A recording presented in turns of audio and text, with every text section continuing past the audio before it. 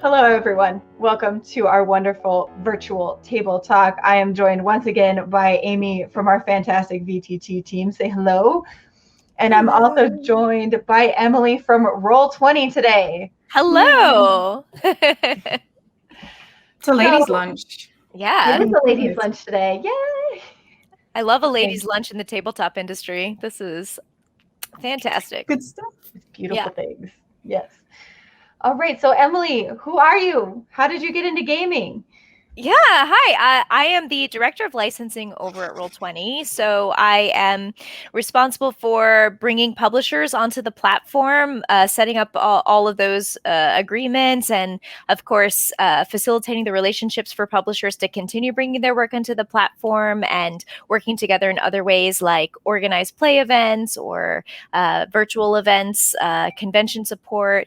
There's a whole lot of ways that we work together with publishers to keep them supported as value partners of Roll20.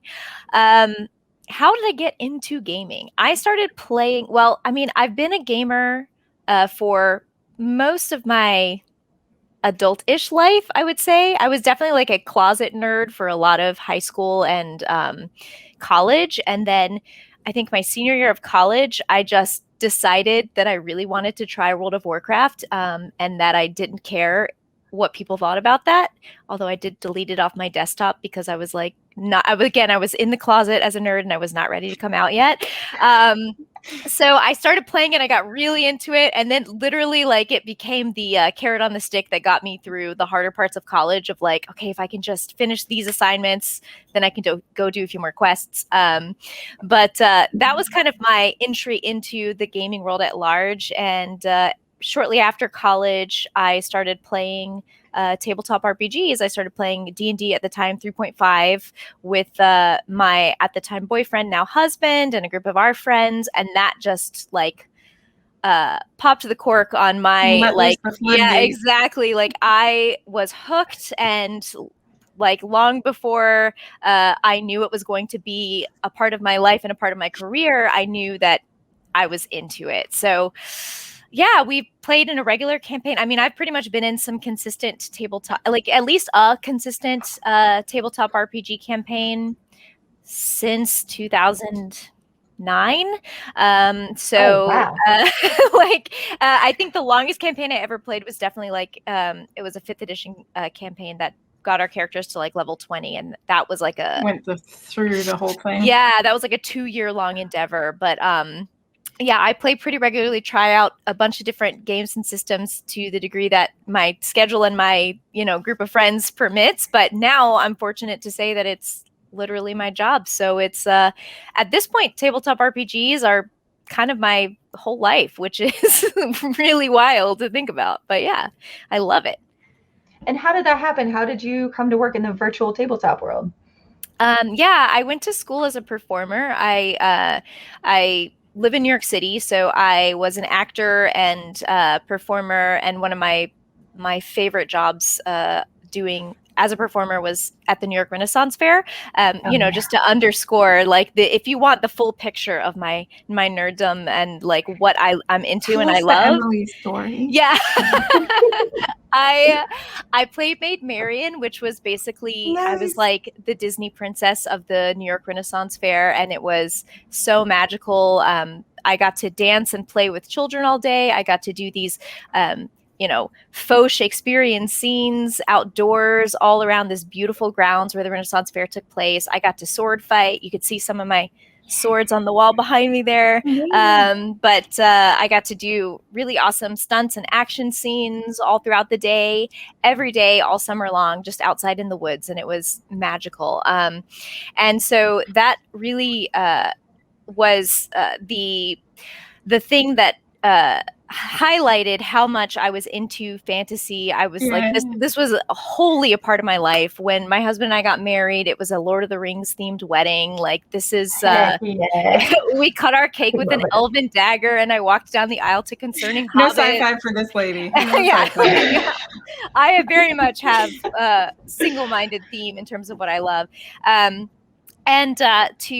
was working at the time, right out of college, actor. I was doing a lot of jobs that were kind of, like gig work to support my my acting, and then eventually transitioned into working where I went to school at NYU in higher education. And I mean, I don't know how much how much of the Emily story do you want? I didn't know you were a recovering academic type too.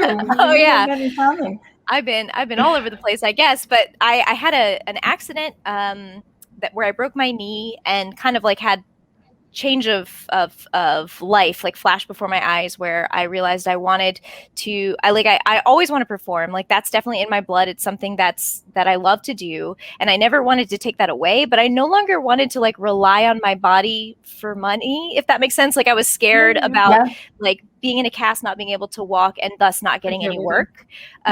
So that's when I kind of made the shift of I want to like have a career in something else while still maintaining my love of performing to whatever capacity I can. So that kind of transitioned me into working at NYU, and I worked in the study abroad office, helping the Tisch School of the Arts students get into study abroad programs, traveling the world.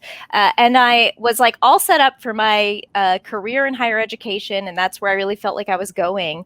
But I was still regularly, I was still performing in the Renaissance Fair. I was still regularly attending gaming conventions and pop culture conventions. And it was at the very first PAX Unplugged. So I want to say that was 2000. Was that 2016 or 17? I know it was a couple years back. The very first PAX Unplugged, I had this this shift when I was attending, and I really felt I've always felt very at home at conventions. I'm sure those of you who love conventions like can relate to that feeling of when you're on the con floor and you're like, these are my people, and you just feel really good about that and connected where you are. To a group. Yeah, exactly. And feeling like you can be wholly yourself and you can embrace all the things that you love. I loved that feeling. I was a little addicted to it. And I had another friend who was attending with me, and we both kind of had this revelation where we were like, this is where we should be working. Like this, I think this is where we need to go. Can we get paid to be here? Yeah, exactly. Can I make this my life? So I happened to at PAX Unplugged, I had a lot of really great experiences. One of many was the experience of really falling in love with a company called Level Up Dice, which was a luxury dice maker, and kind of spending a lot of time at that booth, finding out about what they were doing, really hitting it off with the staff there. Had a really good conversation with the CEO of the company as well, who sort of, I thought, jokingly invited me like, well, you should come and work at our booth at one of the conventions. And I was like, I have a full-time job. I guess working at a booth at a convention, I don't know if I can or should do that. But when I got home, I thought, hey, what's life if not for adventure? So it's a thing I'd never thought about doing before, but I wanted to try it. So next thing I knew, I was working at PAX South. And it was my first time ever being on the other side of things at a convention. And again, I was like instantly hooked. Like once again, I was like, yep, this is the industry where I need to be working. Like I'm really, really excited about this. And basically that got me started with first doing just convention work with Level Up Dice, just, sales on the convention floor. And then as the company began to grow, it was, as opportunities came around, I was there to basically build into those opportunities. So it's one of those things where it's a very, very, very tiny company that grew really, really rapidly.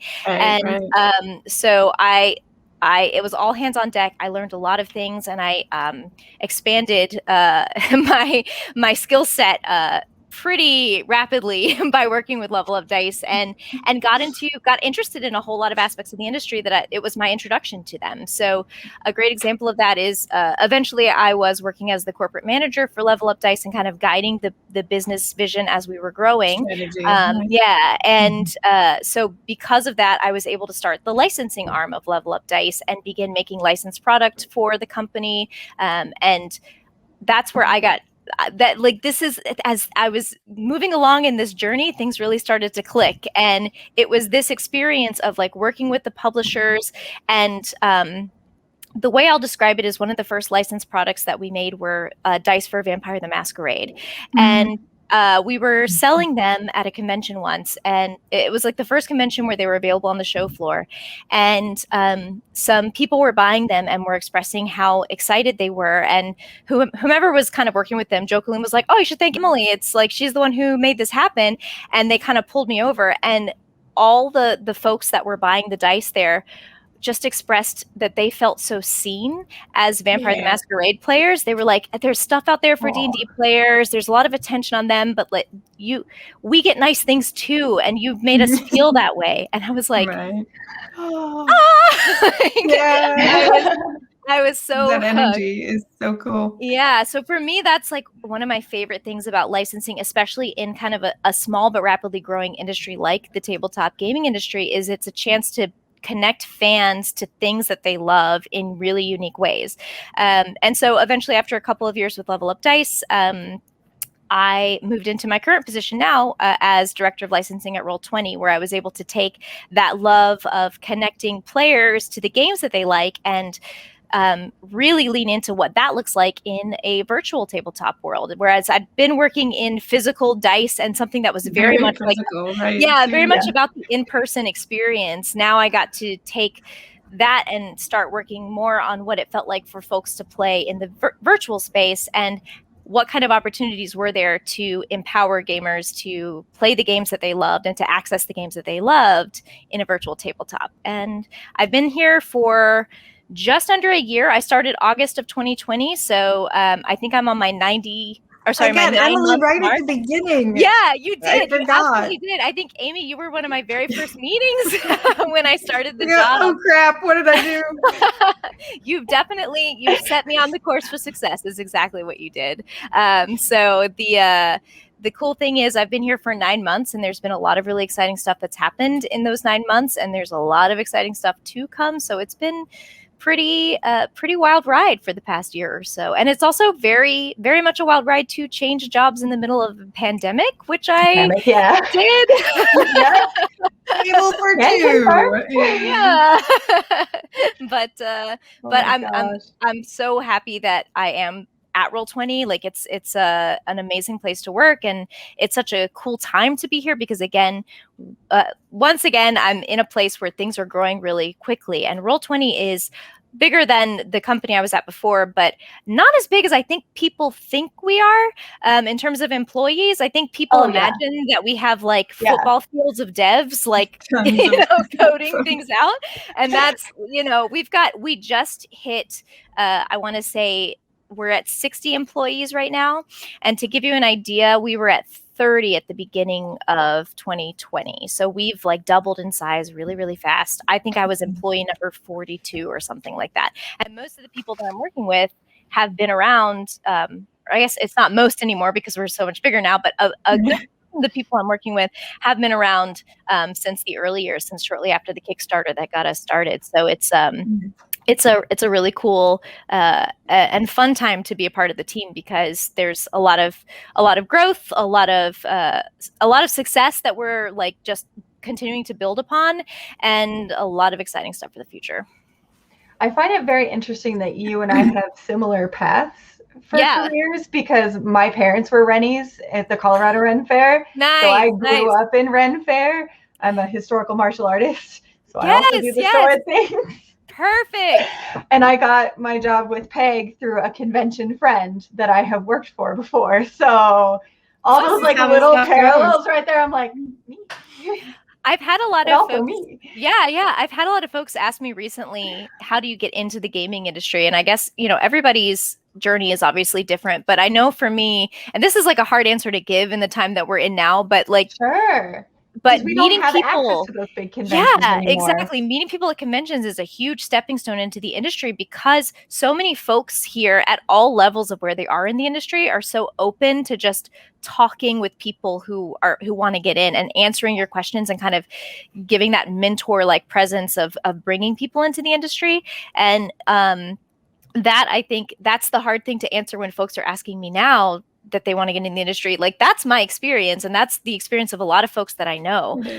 So it's been an interesting thing that I honestly don't know what the equivalent is for now that we're in this world of not having had conventions for a year Oh, and wow, no. change. I think Yeah. people are still meeting. The biggest thing for us right now, right, is our VTT. A lot of people are meeting and talking that wouldn't even normally meet at a convention, right? Because Yeah. a lot of our players are meeting players overseas. You know, we're playing Definitely. with our friends in Italy. We're playing with our friends in England and Spain. Yeah. In Mexico and Canada, and we're finally being able to make those connections that we weren't able to before. Yeah. So That's it's opening that door again. Yeah, it's a perfect way to put it. Like in that same vein, I play in more games now than I did before the pandemic, and it's because like since the option that was the best for most people was turning to a VTT, and people started to really embrace that as the best way to play. I now am in games with my friends in California, and I'm also in games with my friends in Brooklyn while I'm in Queens. Like it's like I'm able to play with everyone I've ever wanted to play with before, and there's no barriers that keep me from doing it, which is amazing. Well, now we have online conventions, which is great. You know, people are still able to get their convention fix just virtually. We've also seen a lot of people we did Halloween, which was an online convention in October for Holler during Halloween. We had some people who said, you know, conventions aren't really accessible to me because of anxiety, physical, reasons, mental limitations. They were able to do so online, which is awesome because I would rather have everyone at the table rather than just a few select people. Like, I love meeting new people, and this has really opened the door for a ton of players now. Yeah, I agree. In the same way that like shifting to a world where working from home is now available for folks, where it's just a much more accessible option, the fact that virtual conventions and virtual tabletops make gaming so much more accessible for folks who couldn't do the alternative. I mean, like at any virtual gaming event, you've got so many more people who can attend those events than the ones that could fly to Indianapolis or to Seattle or wherever the event was being held. So, and we have so much more time. Yeah. Who are you and where are you coming from with this extra time stuff? Now that I'm a day walker, I have much more time. Yeah, I see. My other night job is done now. Now I have time. Sleep is for the weak. Got to be careful with that. That's the downfall for all this work from home stuff is reaching the like 7 p.m. and being like, well, I could just game in. A 4-hour game is fine. I'll go to bed at midnight. Cool. I'll sleep for 7 hours. It's fine. I just nap in between a lot now. I have a lot more time for naps. So that's how I spend my time. Oh, man. So as far as Roll20, for people who aren't familiar with Roll20, why should they be using Roll20 as their virtual tabletop simulator? Absolutely. We are the premier virtual tabletop for a couple different reasons. We've got over 8 million users at this point, which is an amazing network of people that you can sync up and play games with. To kind of go back to the point you were mentioning before, we've got a looking for game system or looking for group LFG system that you can use to find other players who are looking to play or to GM the game that you are currently interested in, and so you can sync up with players that you've never met before and find the gaming group that works for you.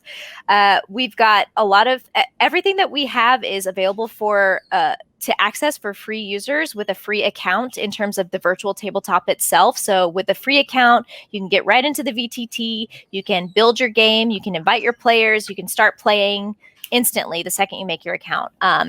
But there are also cool features that are available for folks who want to subscribe. So we have Plus and Pro subscriptions available, which unlock features like the use of our amazing dynamic lighting system or custom character sheets that you can bring into your games, our API system, which is essentially like fancy plugins or modifications you can add to your games and for your players. And one of the coolest things about Roll20, in my opinion, is it's completely system agnostic. So it's built to support ideally every game. The idea, and that's one of my most important tasks, right, is bringing as many games as I can to bring into the Roll20 ecosystem and to give those to our players. And that means in terms of character sheets that you can use while you're playing in the VTT, but it also means in terms of the marketplace content that we're supporting. So I know that's one of the really cool things I've been able to be a part of in all of my conversations with Amy and your team over at Pinnacle is bringing in all of the amazing Savage Worlds Suede stuff into the VTT, and that includes compendiums that enable drag and drop, where you can drag rules from the book right into your character sheet, all of the information in handouts that you can show to all of your players, all of the maps set up with full dynamic lighting. These are some of the ways that the content of your favorite rule book or your favorite RPG can get integrated into the Roll20 VTT, but is set up ready to go. So you buy it on the marketplace. You don't have to do any of that prep work ahead of time. Everything's all ready for you.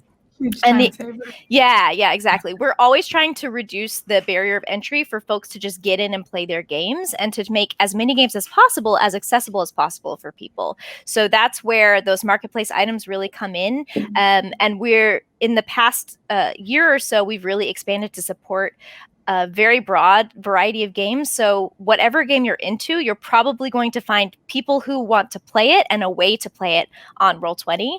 And there's no download required.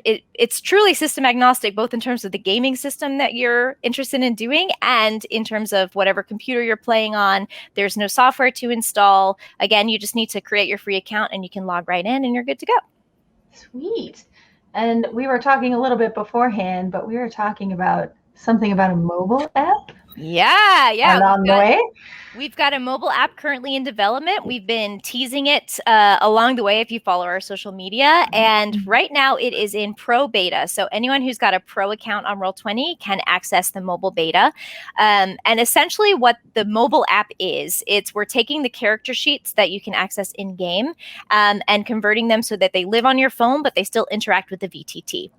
So right now, it's absolutely so cool. Stunning. It's pretty slick. Like right now, when I'm playing my games, I have my my D&D character sheet pulled up on my phone, and all of my rolls I'm making from my phone, and you see the rolls go right into the VTT. So everyone that I'm playing with can watch that as it's happening, but I don't have to keep the character sheet pulled up on another screen or next to the VTT while I'm playing. And this is something that we're working really hard to expand to support a variety of games. So right now with the Pro Beta, it's the D&D 5e sheet, but there's a roadmap here for us to support a wide variety of games, like games from our friends who are interested in playing Savage Worlds and many, many more. And the idea is as we're developing, as we're getting further and further into the beta stages, we're unlocking new and improved features for the players to use as well. So right now it's very much focused on things like your skills and any roles related to your skills, as well as keeping track of your general attributes. But we're of course expanding to include things like spells or looking down the road at things like chat. So there's a lot of options available to fully integrate the VTT to fully coordinate the VTT with the mobile app. And the cool thing about this is the timing is perfect, because especially as we're getting to a point where as folks are getting vaccinated, as the world is getting into our new normal, folks are going to want to play at the table again. And we want to have that option there for you, but everything that you've built into Roll20, we still want you to be able to use and to benefit from. So if you've got your character sheet, yeah, exactly. And if you've got your character sheet all built into your mobile phone, then when you're sitting at the table, you can still use it, and you've got everything you need good to go. And then when your game goes back to the VTT because someone's out of town or that week no one felt like getting out of their pajamas. Didn't want to get dressed. Yeah. Hours are overrated. Exactly. Well, and I also love how sustainable it is. I know that a lot of us table nerds love pen and paper. In particular, I like to not have paper on the table. I'm always going to have my phone on me. So being able to have my character sheet and not have to print it out a billion times, save a tree, I'm much happier in that vein. So I agree. And also, so I'm a person who can never do math quickly. So I really need the character sheet to do the work for me. That's 100% one of my favorite parts about it, for sure. That's fantastic. And then we were talking a little bit about some key features, like dynamic lighting is a new one. I heard from Amy that's going to be in our new Deadlands: The Weird West map packs. Yes. Yes. Yeah. So there's all kinds of cool stuff, and the older versions of the dynamic lighting, we kind of pushed to the extent that we could, and the upgrades are definitely something that are going to be cool. Yeah, we've had dynamic lighting for a little while now, but within the past year, we've switched to our updated dynamic lighting. But that's what we're referring to when we reference the new dynamic lighting. Although, of course, eventually we'll just be calling it dynamic lighting. But our legacy dynamic lighting, which was the older system, is what we're sunsetting, we're retiring. And with the new dynamic lighting, it's supported by WebGL, which basically made it that we have a wider variety of lighting effects that we can support, things like tinted lighting or dimmer lighting. So it really adds to that immersive experience that your players have when they're in the VTT. And of course, just to give, for anyone who's not familiar with the concept of dynamic lighting, what I'm referring to when I talk about it is the feature within Roll20 where basically as the GM, you draw any walls or any vision blocks that exist on a map, for example. And then your players, as long as you're giving their tokens the lighting that the players would have. So a player who has dark vision would be able to see in a dark room. You could drop in a torch if you want your players to be able to see who can't see in the dark. And the vision would replicate what the characters are seeing. So they can't see past certain walls, they can't see around a column, and it makes things especially immersive and sometimes kind of spooky when you have like enemies hidden in the dark and players come upon them, and it really adds to that feeling of your characters not being able to be one step ahead of you when you're leading the game, when you're telling the story. They're really focused on only what the player's characters can see and experience, and you are parsing out that experience for them in a way that tells the story much more dramatically. So with the new dynamic lighting system, we are able to support a lot of different effects and features, and also Roll20 was developed back in 2012, and by shifting to the updated dynamic lighting, we are able to remove the code eventually of that legacy dynamic lighting, which only opens up more possibilities for things that we can develop further as we move into the future of Roll20 as a VTT. So it's a really exciting time for us. My favorite is when players can come, right? Like, so your players come around a corner and they see just the edge of a lantern or something, right? Because there's a window or a wall there, and you come in and they're like, okay, what's happening now? I really love it when you like round a corner and you see the foot of a single enemy and you're like, okay, well, there's probably more, but I don't know. Yeah. I'm going to have to get closer to find out. You're on that edge of a fully interactive video game, and I love it so much. It's so exciting as a player. I don't GM yet, but like as a player, it's super fun for me to be like, okay, strategy time. Chelsea, I can't just go in guns blazing, so let's go. You and I are like the same human because, I'm always forever a player, never a GM. That is definitely my life. But I think I'm just too like scatterbrained to organize an entire campaign for players. Yes. Like managing cats. No, like I do that during my day job. I don't want to do that for a game. This is why we build them for you. You just get a module, and the whole thing is there for you. It's true, makes it a lot easier. Got the script someday, maybe we'll see. But one of the things, to that end, though, one of the things that has always been a major pillar of Roll20's development is we're always seeking not just to mimic the real world, but to enhance it. So dynamic lighting is the perfect example of this is something you can't even do on a physical table. Like you can cover things with paper, but the full immersive experience of the what dynamic lighting brings to the table is a way that you're adding an element to your game that makes the players really go wow, and in a way that laying paper down on top of your minis doesn't always create that same effect. But yeah, it's to that end, the things that you're buying on the marketplace as well, that as Amy is saying, are perfectly set up to be that introduction to helping you guide your players through a story.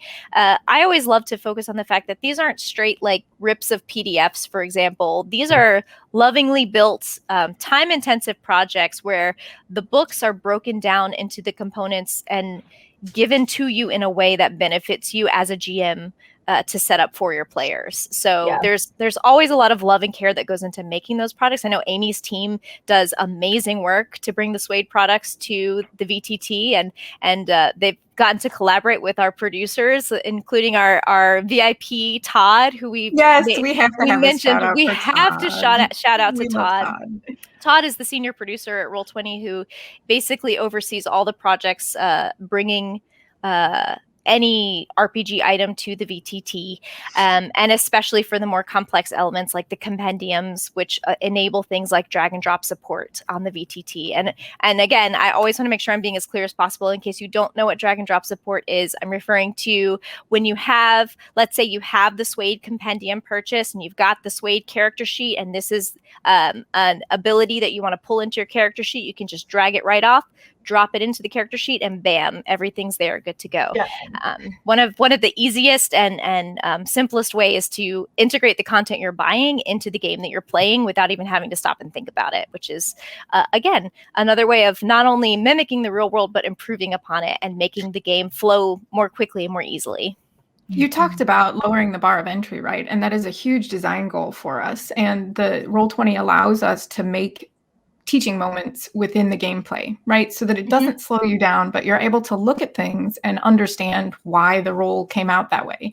And what does that hindrance do again? Oh, I can just click here and look at it, right? And so instead of having to flip through your books at the table, you've got instant search capacity to just look things up. And so it really makes it easier for new players too. Even if you've been playing for years and years, you've got it all at your fingertips, and it makes it awesome to squeeze more games in at 7 p.m. when you are, shipping doing other things. But, also for new folks, that are able to really get into games in ways that they might not have been able to before because they felt pressure to be able to know all the rules before they sat down at the table or something like that. It's so intimidating sometimes sitting down at a new table. Mm-hmm. I've really felt welcomed by the Savage Worlds community in particular because I'm still new, right?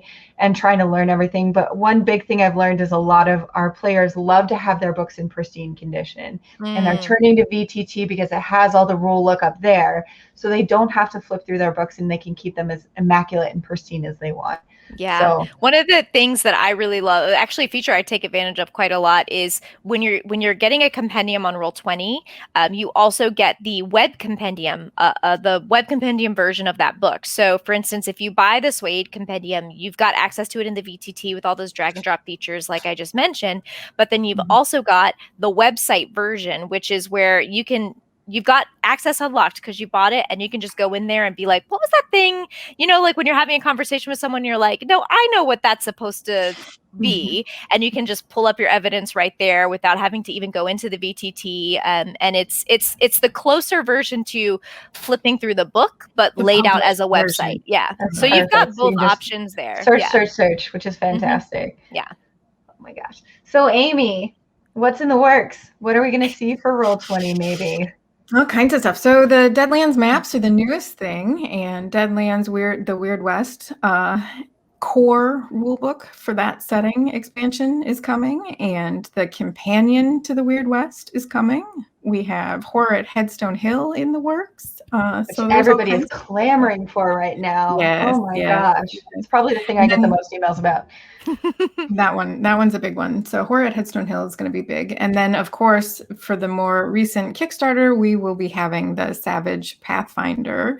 So Pathfinder for Savage Worlds is going to be brought to Roll20 as well. And so Emily has been a huge help, and Todd too, the devs there, I will say, and have been very welcoming and helpful in us getting more Savage World content into Roll20. So, we're trying to make that process as efficient as possible to get things into people's hands. But we are mortal beings. It's a team effort for sure. And again, it's been so awesome to get to work with you and your team because without going into technical details or blowing up any NDAs, we have unlocked things that have never been unlocked before by working together, and it's only made it possible for Roll20 to support even more publishers and to get more people's games onto Roll20. And it's been a really exciting journey to work together and figure out how can we support your game in the best way and make sure it's getting to your players the way that you want them to experience, which is really important for us. So I'm happy that we were able to keep this going and only work on even more things. Now, like, we got the first projects out the gate and there's more to come. So yeah. So I'll end on a question that I stole wholeheartedly from Donald, one of our devs. What is the thing that you are most excited to show people when they get into Roll20? What just brings you joy? What is the thing I'm most excited to show people? Oh my gosh, there's so much. Like, dynamic lighting for sure is the thing that when no one's ever been in a Roll20 game before, I immediately pull up a dynamically lit map and just drop them in it and then play around with them and make them go woo, especially if you've got a beautifully set up map and you're just really showing off the effects of the lighting as it shines all around the room. It's really jaw-dropping. But honestly, for me, it's so simple, but the fact that Roll20 has voice and video integration and then also the chat, for me, I like to play face-to-face with my friends when we're playing. So it's really awesome that it's just set up right there and we don't have to go into like an external app to do it. And then I use the chat in a lot of weird ways. Like, I know with Suede, for instance, you have macro set up so that rolls and things show up really handily in chat. So everybody can follow along with what's happening and you've got that record there, which that's really how I use the chat, is as a record. Like you can whisper your GM and make sure you're passing secret notes back and forth if you want. That's totally my play style. But also at the end of every session, I'll make sure to go into the chat and type up a quick summary of here's what we did today. Here's the major character milestones. And then here's what we're thinking is going to happen next. And then everyone can see it. And when we log back in the next week, once you log out of your game, you can actually go in and schedule your next game so that you've got everything set up good to go. When we come back in the next week, you can see the log of what we were just doing. And it's a great way to just dive right back into playing without that whole recap period. Like, I don't know, when I sit down at the table with my friends, it's always like, what happened last week? Like, wait, can you remember? The external chat archive is huge, right? Yeah. Because it's all there, and you don't even have to log into the game if you just want to pull up the site, right? You can just look at the external chat archive, and it's all there. And I also just I love that every game has like the record keeper, right? Like, I've had some people write diary entries from like their character's point of view, and being able to just pop that into chat so it always has a place. That's fantastic.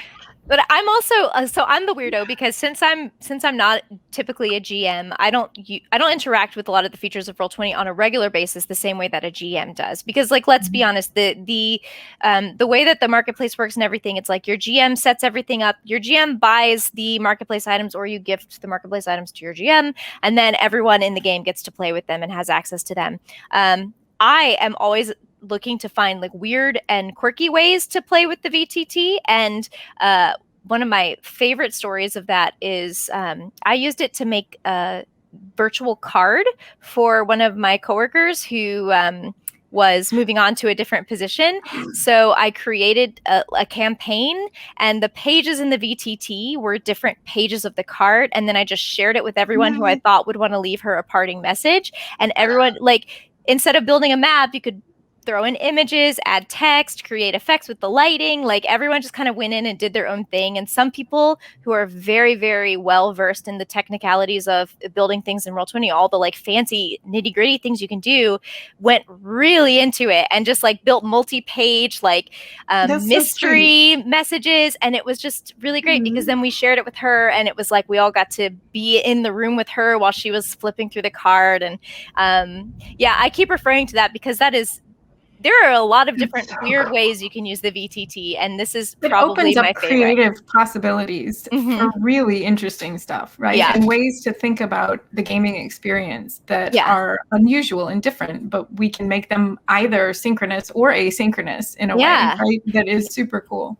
One of my favorite things to see pop up like on social media is when folks have especially like artistically inclined or sometimes not artistically inclined friends who just like to mess with the drawing tools. Like maybe while the GM, like while the storyteller is talking. I don't know what your players draw on their maps. There's always that one player. Yeah, okay. Maybe those don't make it to our Twitter, but like not so much. Not so much. But sometimes you'll have folks who like while their GM is talking, they're just like kind of sketching or drawing a little map or like doing little character portraits of all the players. And I love seeing things like that pop up because it's like the virtual equivalent of stacking dice, but in a way that we can all enjoy, right? Yeah, definitely. Yeah. Fiddle at the table. Yeah, exactly. As far as like learning the intricacies of the system, do you guys have like a program where people can go and kind of learn about all these little technical aspects so they can make cool creations like, you know, the card that you're talking about? Or yeah, absolutely. There is a tutorial when you start your account, but I would definitely point people to all kinds of YouTube videos that we have on our channel. We also often highlight videos created by other folks that have, like, there is a whole world out there of people who have made really enlightening materials about how to creatively interact with Roll20 and, of course, just how to grasp the basics. So we've got a whole series on our YouTube, and there's a lot of other folks that we share regularly. But honestly, what I would say is it's really easy to get into for anyone who just takes a little extra time. All you need is to create your free account, get in there and start playing around, start dragging images onto the maps, start playing with the page settings, create a few handouts, and then before you know it, you get the hang of it. It's the kind of thing where, you know, anyone who works at Roll20 needs to have an experience, like an understanding of how to work with all the elements of Roll20 for sure. And I came in only ever having played in games when I started here a year ago. And now, although I joke about not being a GM, like 100%, if you told me I had to go GM a game in Roll20 right now, I've got it set up for you in 10 minutes. So it's so much easier to grasp than you might imagine. And we're, like I said, we're always trying to lower that barrier of entry. So I know some of the projects we have in the near future are designed to make that onboarding experience, we might say, even more fun and exciting for people as they come into Roll20 for sure. Sweet. Alrighty. And you talked about the Twitter account. Is that just Roll20 on Twitter? Roll20 app. Beautiful. So people can go find all that cool art and things that are being shared. Yeah. Of course, I said that out loud, and now I'm like, oh gosh. That's right. Double check. Yeah, that is right. Okay, great. I know. You know your stuff. Oh my gosh. All right. Well, is there anything else you would like to talk about with our audience before we go today? Anything else you'd like to mention? We've covered a lot of ground, so. We have not covered y'all's favorite swords. Oh. So I feel like maybe we need to discuss that. We absolutely can. Chelsea, would you like to go first, or shall I? Oh gosh, I don't even know. I'm gonna have to think about this for a minute. Okay, well, my answer comes very easily because it's literally tattooed on my skin. So I picked a favorite a long time ago, but nice. This is my sword, Atalanta. You can also see her at the top of my swords there. It's my favorite broadsword. Yes, made by BKS. This is a sword BKS. Yeah, they're beautiful, beautiful sword makers. They make amazing stuff. And this is a sword. Actually, all those swords. Gosh, I keep picking the wrong. I'm like mirrored, so I know, right? I know. Screws me up every time. All of those swords I have wielded at some point for one show or another. But the one on the top, broadsword fighting is some of the most fun I've ever had in my life. It just flows in such a fun way, and the way you fight with your partners for anything broadsword choreographed is just like, it's my favorite. So if you meet in Meta Melee, you meet in middle bind, and you essentially we like to say that a sword is an invitation to grapple. Yeah, exactly. I mean, I've done so. That is the best pickup line ever. It's how my boyfriend and I met, so I am totally stealing that one for my next PC. Yeah, sword is an invitation to grapple. Yeah, I've definitely done a lot of rapier fighting because, like, that was the style that was picked a lot for the character of Maid Marian. I was gonna say for the ladies, it's rapier is so accessible, and I think it's marketed to women a lot more, particularly. Yeah, I think it's for, well, especially like playing I was a noble woman, and like it was more I mean, there were reasons. It was later historical. You get past the 1700s and it's all rapier, and then and small sword as well. And small sword is really fun. It is really fun, but like at the same time, just throwing my broadsword around, it's especially if you get a shield in there too. It's just a shield is great. I do love sword and charge. I have to say, sword and charge is probably my favorite because there was a moment during my Scottish reenactment practice where we were practicing shield charges, right? Mm-hmm. I did not step off the line like I was supposed to. Mm-hmm. And I literally was launched off the ground. Oh no. And fell about 3 feet. It was the most incredible moment of my life because it was A, terrifying, B, hysterical, and C, very fun. Yes. I'm actually going to make my own charge soon, so that's super fun. But I also have back here one of my favorite plays in Fiore. I do love Dagger a lot as well. And this play is one of our favorite plays. It is, I have 2 clubs. I throw one club at you. I use the other club to parry, and then I stab you with my dagger. Because you're in Renaissance Italy. Of course you have a dagger. Yeah, of course. Yeah. Amazing. I think my favorite like sword gone wrong story that I have is so at the New York Renaissance Fair, there was always like a giant combat show at the end of the day that took place on the joust field after the final joust of the day. And it was like one of the most attended events. So there would always, because it was like kind of the last thing of the day too. So as people were Did you guys do blood pack for last show though? So we never always did had blood pack. So there was just not in the time that I was there, but I think they implemented them after I left the show. But there were it's important for the story that you should know there were no blood packs in this show, but we were performing in front of like thousands of people standing on this hill watching. I was blocking a move, and my fight partner came at me a little hard, and my hilt went bang right into my nose.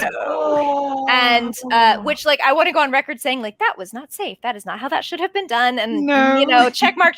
Like, do not try this at home. Yeah, exactly. Don't do this on purpose. But I didn't know what happened, and as many of you may know, head wounds bleed. It's a gusher. So I am here in this. I have long, beautiful blonde curls. I'm in this very dainty like dress. I'm, you know, again, the aura we're going for is Disney princess, right? And I take the hilts, the point of the hilt right into my nose. I bow at the end of the combat, and I stand up, and blood is just pouring down my face, and I'm like right at the front of the joust field, and there's rows of tiny children, like Maid Marian fans, all lined up, and their faces just. And then, like, I look at my Robin Hood, and his face is like, thing ever. and I just kind of touch my face, and I'm like, I don't know what to do right now. I can bleed daintily too. Anything you can do, I can do bleeding. I was definitely like them. It was my metal Maid Marian moment. Yes. It was a look. Did you get a picture at some point? Oh, I don't know if anyone got it. Surely someone grabbed a picture of it, but it lives in here rent free all the time. There you go. One of my favorite things about reenactment is like we talk to a lot of children because a lot of children are like, awesome, this is so cool, especially like little girls who will come up and just be full of fire, right? And you're talking about death and war and all these cool things, and you're engaging with the child, and like kids like, heck yes, this is so cool, let's go fight in the pit for a bit, because we have Boken that we fight with. And you look up at the parents, and they're just like they're like, who have I raised? It's free entertainment for my children. I will never complain. Yeah. Some parents are just like, I never wanted my child to hear about like the extremes of war, but here you are. And I'm like, well, they're gonna find out sooner or later. She's 8, it's fine. At least she learned with a sword in her hand. Yeah. Right? Yeah. Having a little girl come in and charge at you and try to hit you a billion times is like, it's some of the funnest times I've ever had. It's so good. It's the reason you do reenactment, is you're like, that gal's going to be a fighter. She's going to be as feisty as me one day, and it's going to be epic. That guy's going to be as feisty as me one day. That's going to be epic. It's so much fun to teach kids about swords. Please be responsible, but also I'm going to show you how to hit people. Yes. Please be safe. Now please charge. Be safe. Always be safe. Yeah, now charge it. Yeah. Because the truth is it's not safe. It is only as safe as you believe it to be, which means not safe in any way, shape, or form. I've got a lot form. more background with like archery and stuff, and Yabusame, right? So like archery on horseback and stuff. I had an advisee who did a whole thesis on that kind of stuff, and so I mean, like that takes a ton of training, and so I think that I love the sword fighting and stuff, but I also like trees more than people. So having a bow where you get to stand really far away, it's like you don't get close. I'm gonna murder you with a bow that is 7 foot tall from 100 yards. Yeah, come get me. Yeah, projectiles. I'm a fan. I love it. It's just the attitude of martial arts is so wonderful. Like it's so true. Gosh, epic awesome. Times. Now I'm just dreaming of Ren Fair times. We're supposed to have Ren Fair this year. I don't know if it's going to happen, but if it does, soon.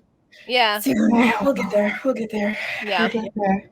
We talked about touring all the Ren Fairs because I've only been to the Colorado Ren Fair. And I've heard so many things about New York and Philly, and I'd love to see like the beautiful Sherwood Forest up in New York because you hear legends about that fair. Yeah.